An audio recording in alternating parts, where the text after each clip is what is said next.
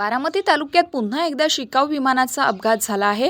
गोजूबावी परिसरात रेडबर्ड कंपनीचे प्रशिक्षण विमान कोसळल्याची घटना 13 मे रोजी सकाळी 8:45 उघडकीस आली आहे।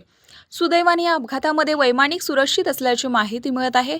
ही घटना बारामती तालुक्यातील गोजूबावी गावाच्या हद्दीत घडली असून शिकाऊ विमान अचानक कोसळल्याने परिसरात एकच खळबळ उडाली।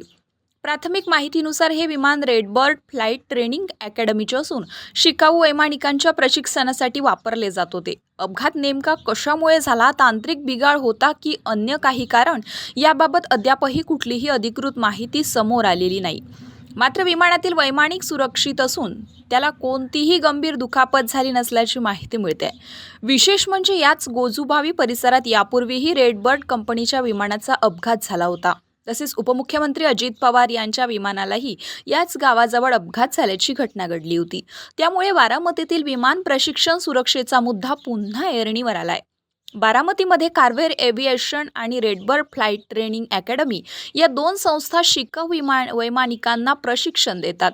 यापूर्वीही काही अपघातांच्या पार्श्वभूमीवर रेडबर्ड कंपनीवर बंदी घालण्यात आल्याची चर्चा होती।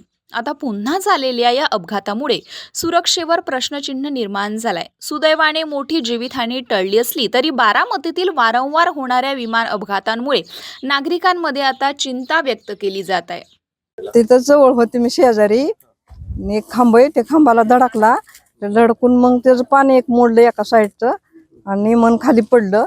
इकडं सरळ तोंड होतं ते इकडं खालतं इकडं वरतं झालं। आता हे माझ्या अंतर मला वाटतं एक कासरा भरच असेल, आहे का नाही, दोन वाव 100 फूट असेल, 100 फूट बिना आवाजाचं विमान आलं, खांबाला धडकल्यावर धडकून वाजले, उठून उभं राहिली मी आणि आवाज आले उठून उभं राहिली मी। मग विमानाकडे निघाली तर माणसं म्हणली जाऊ नको पेट बिटल, मग पुन्हा मागं सरली। मग त्या माणसाने विमान बिमान बंद केलं, दार उघडलं, बाहेर निघाला आणि मग आम्ही सगळी गोळा झालो त्याच्याजवळ। बोललो की आम्ही घाबरलाय का, भेव वाटलंय का, नाही म्हणे काय झालं मला, फक्त थरथर कापत होतं बरं का थोडं, पण नाही म्हणली मला काय झालं असं म्हणजे।